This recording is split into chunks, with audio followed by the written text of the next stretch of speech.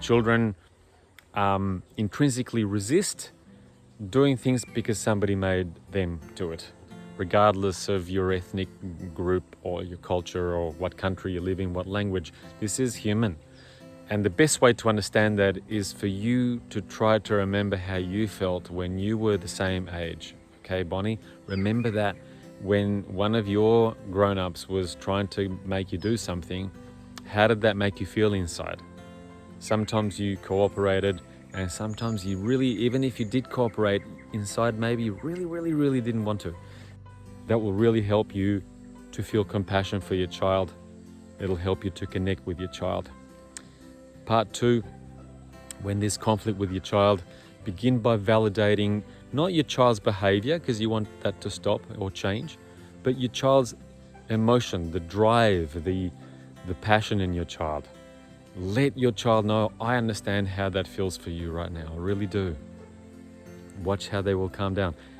Step 3, explain why the request matters to you. And the rebellion won't stop overnight, but those connection is the key. That's what's going to help the rebellion to subside gradually over time, building a trusting connection. When your child knows your heart, they start to want to cooperate with you more. That's it.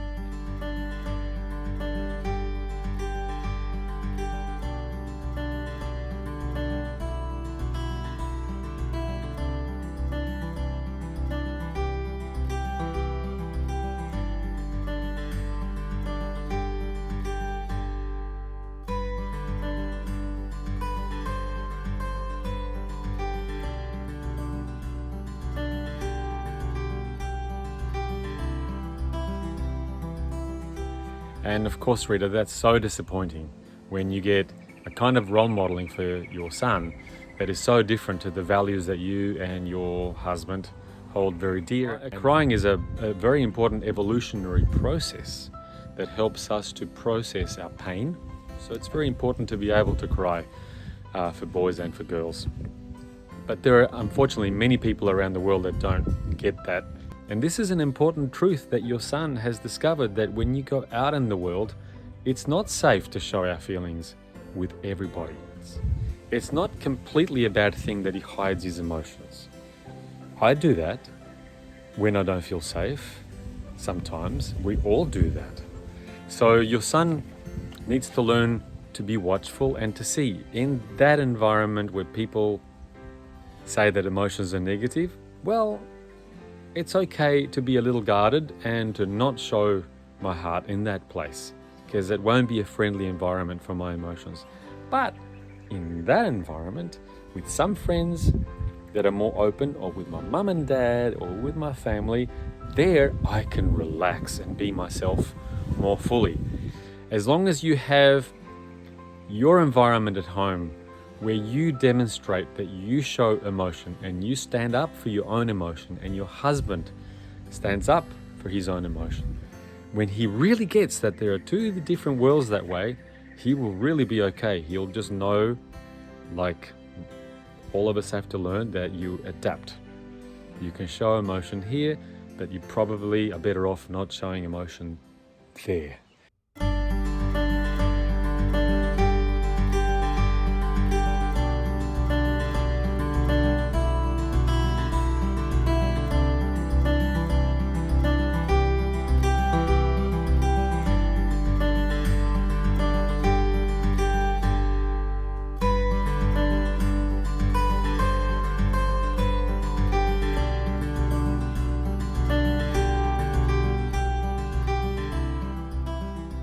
It's hard to know sometimes if his degree of sensitivity and his need to withdraw deep inside himself, it's hard to know sometimes if that's a reaction to a very frightening experience, or if that's also a part of his nature, where he does a lot of his processing deep inside.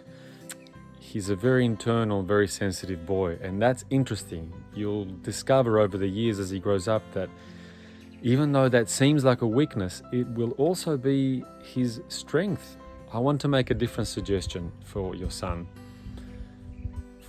For the time being, try not to go into his inner world, but just wait. Wait and be near him. Space. You're not chasing him, you're letting him come to you. He wants to do that. In nature, all of the animals, the insects and the animals that protect themselves by covering themselves in a shell, after a while they want to come out. So if he comes through in his own time, that'll be better for him. The last thing I want to say is that it's usually with children too difficult, not always, but usually too difficult to ask them to explain their feelings when they're in the middle of the big feeling. It's easier if you wait till afterwards. And I recommend that, even the day after. Growth is like with a tree. You keep watering it, and you come back to look at it, and it looks exactly the same.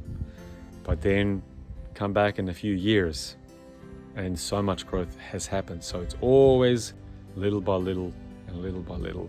This is a long game.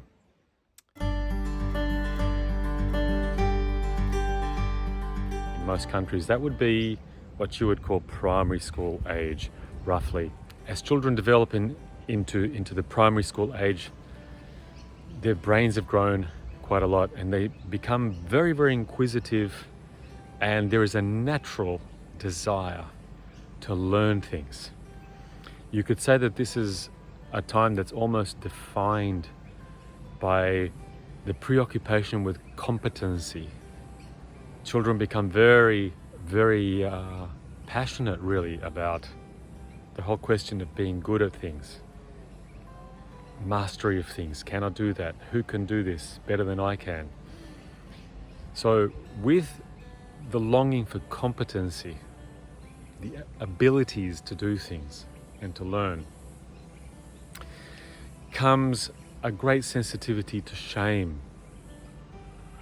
It's like children of this time, of this age, their sense of worth and identity becomes very closely wrapped up with ability.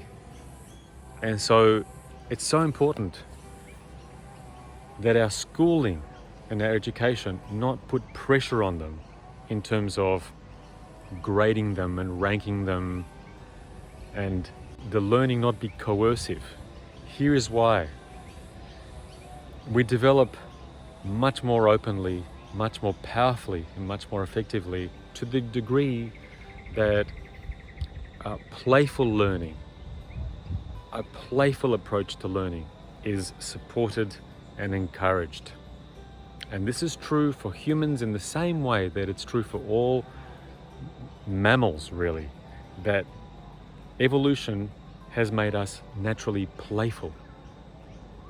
Okay, play is the way that we learn. Now, of course, there's many different kinds of play. Some play, there's laughter, there's noise, there's excitement, there's a lot of body movement. Some kinds of play are very serious, very deep, and very silent. What's playful learning? That can only happen when children are allowed to and supported to learn and study the things that they are naturally passionate about, the things that they are naturally interested in. Sometimes children know that straight away. Sometimes what's needed is for them to be given a very stimulating environment with a variety of activities, but to give them the right to choose. And what children will most often gravitate to is exactly the kind of thing that they're meant to be learning at this time in their life. Most schools around the world fail to do this well.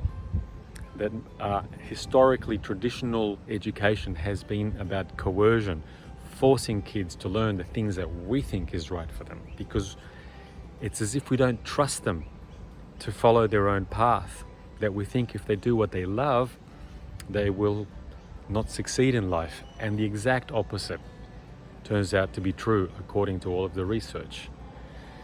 So they really suffer from shame and inhibition and frustration when they're not allowed to learn mainly the things that they are naturally passionate in.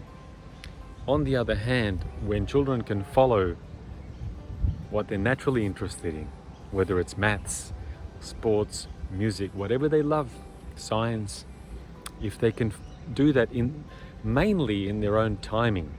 There needs to be teachers and mentors, but mainly in their own timing, and to stay with their learning for as long as they want. Then there is a natural force that is so powerful, and they're much, much happier. Their feeling of self-worth just grows and grows and grows, and they're much more effective in their learning. They retain more, they remember more, and they focus better. The thing to seek for children of this age is, as often as possible, to give them opportunities to enter into a state of deep absorption with what they're learning. And that can only happen when they're learning the things that they naturally love. That's called a flow state in psychology. It's a very powerful brain state in which learning is enhanced, memory is enhanced, and creativity is turbocharged in deep flow states. That means not interrupting them and saying, get up, go learn something else now, but trusting their rhythm. Okay, so competency, learning is so important to children at this time, and also belonging. The freedom to choose their group, the kinds of other kids that they want to be a part of, that they want to play and learn with, their peer group, their tribe, okay? And that sense of belonging is the other thing that is so, so very important in a deep way to our sense of worth in this world, our sense of security. Having that time of primary school to know who your mates are, your peer group. And children tend to gravitate to one another quite naturally if they're allowed to choose from who they're comfortable with. They gravitate to other kids that have a similar kind of a learning profile, so that there's a match between them. They bond well. There's a tendency to congregate around similar styles of vocation and learning, and that's not a bad thing. And kids really, really help each other. So competency and belonging, the main two issues of the developmental stage from 7 to 12. Thank you.